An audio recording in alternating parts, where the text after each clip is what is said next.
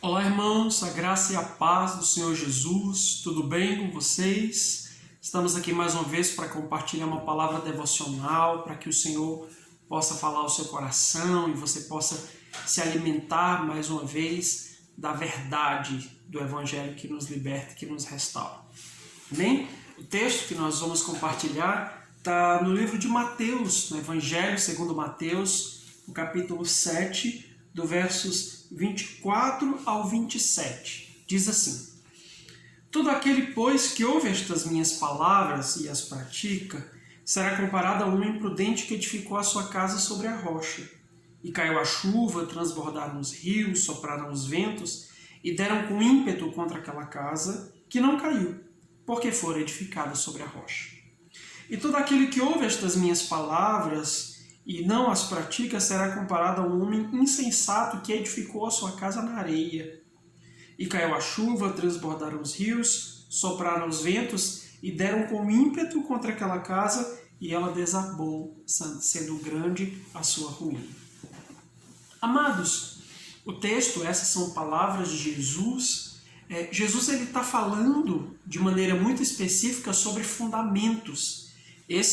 Essas são as palavras de conclusão do maior sermão de Jesus, que é o Sermão da Montanha, que começa no capítulo 5 de Mateus e vai até o final do capítulo 7, e ele termina, conclui o sermão com essas palavras.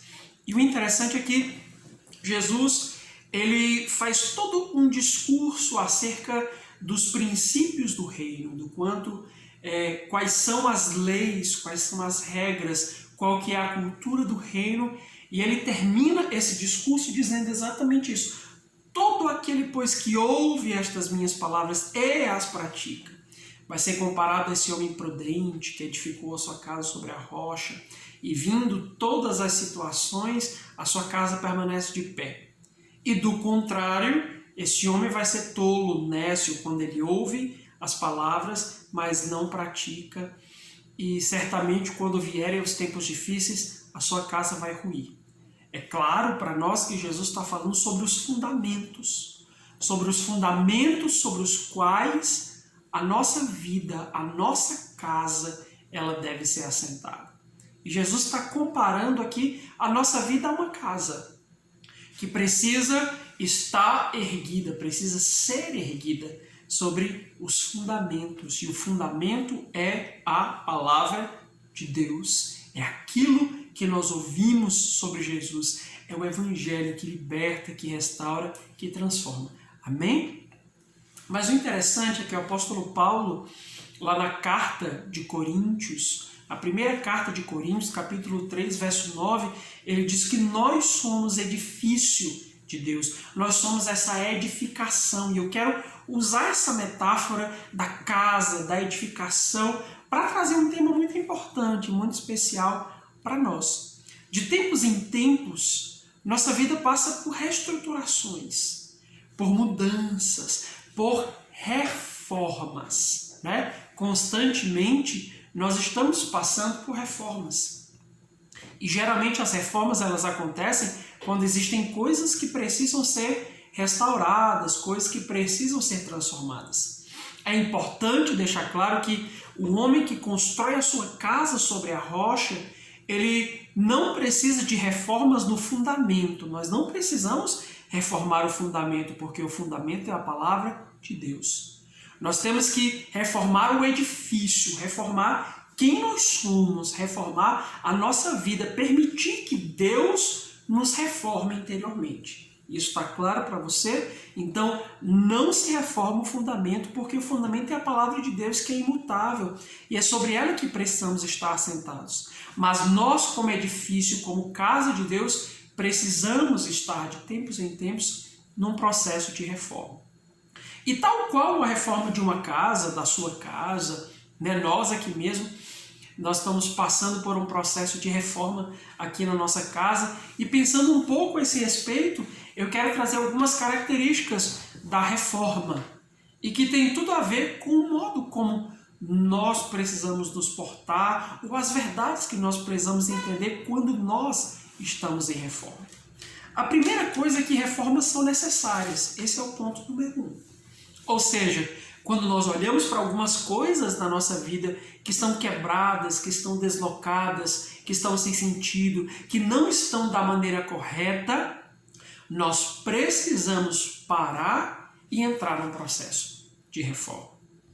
Então, tudo aquilo que não está caminhando como deveria, que não está da maneira que deveria estar estabelecido, precisa de reforma. E assim é conosco. Quantas reformas precisam ser feitas no seu coração, nas suas emoções, no seu casamento, na sua conduta como pai, como mãe, no seu trabalho com seus filhos, enfim, no seu caráter.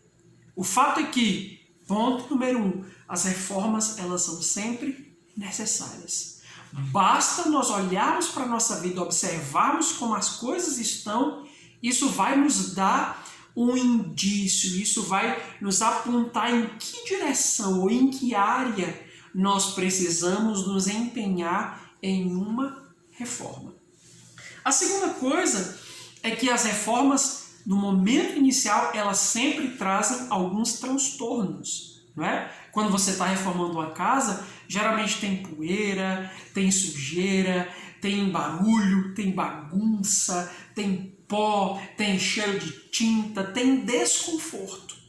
E da mesma forma como acontece com a nossa vida, quando o nosso coração, alguma área da nossa vida está passando por um processo de reforma, isso também traz um transtorno, traz certos desconfortos, traz algumas dores, algumas situações que às vezes a gente não consegue lidar, alguns momentos de dor, de tristeza, de gemido, de desespero, mas o fato é, isso faz parte da reforma. É necessário. Quando nós entendemos o ponto número 1, que as reformas são necessárias, nós começamos a nos acostumar com a ideia de que elas, em alguns momentos, elas vão trazer certos transtornos e desconfortos no nosso coração. E talvez você esteja assim, passando por alguma situação de reforma na sua vida, no seu casamento, e por isso está esse desconforto. E por isso está essa dor que está te incomodando, essa situação difícil. Certamente eu acredito que o Senhor, que é o grande edificador das nossas vidas, da nossa casa, do nosso coração, certamente Ele está trabalhando e é natural que haja esses transtornos. Então, não se assuste com isso. Em terceiro lugar, as reformas elas levam tempo. É impossível transformar, renovar uma casa de uma hora para outra, da noite para o dia. Até porque é necessário um projeto, é necessário pensar sobre, da maneira como as coisas vão acontecer, e assim é com Deus, assim é na nossa vida.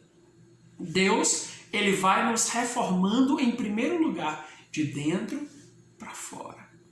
Ele vai reformando o nosso interior, de modo que aquilo que Ele está fazendo dentro de nós vai sendo expresso, vai ficando visível, e isso leva tempo. Então, não se exaspere, não tente correr, não tente encurtar, pegar atalhos nesse processo. Sabe por quê? Porque necessariamente o que Deus está fazendo em você, ou se não começou, Ele vai começar, e isso vai levar tempo. Para nos transformar do modo como Ele deseja, para nos tornar as pessoas que Ele quer que nós sejamos, definitivamente isso vai levar um tempo. Mas quanto tempo, pastor? Eu não faço a menor ideia. Depende do quanto nós estamos dispostos a nos submeter, depende da maneira como nós reagimos, respondemos ao que Deus está fazendo. Mas o fato é que isso leva tempo. Deus não trabalha com mágica, Deus trabalha com processos. Amém? E em quarto e último lugar, as reformas, elas têm sempre um objetivo. Foi o que eu acabei de dizer.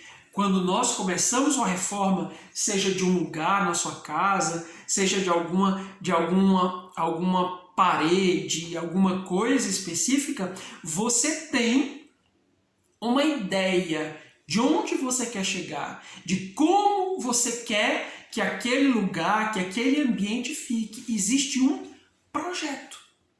E essa é a melhor parte. É quando Deus ele começa a reformar o nosso coração, a reformar o nosso caráter, a mudar quem somos. Deus não está fazendo aleatoriamente. Deus não está fazendo às cegas. Deus não está fazendo de qualquer jeito.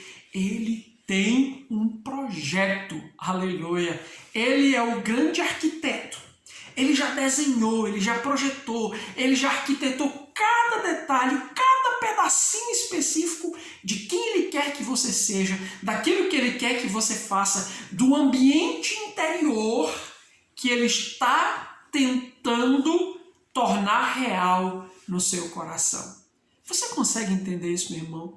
Então toda reforma tem um objetivo. O que Deus está fazendo no seu coração agora tem um objetivo. Ele está vendo o projeto, ele sabe como as coisas vão ficar, ele sabe exatamente como o ambiente vai se tornar depois que essa reforma acabar. Então o nosso trabalho é nos submetermos a esse processo que Deus está fazendo na nossa vida. E eu quero fechar com aquilo que o texto que nós lemos, ele diz.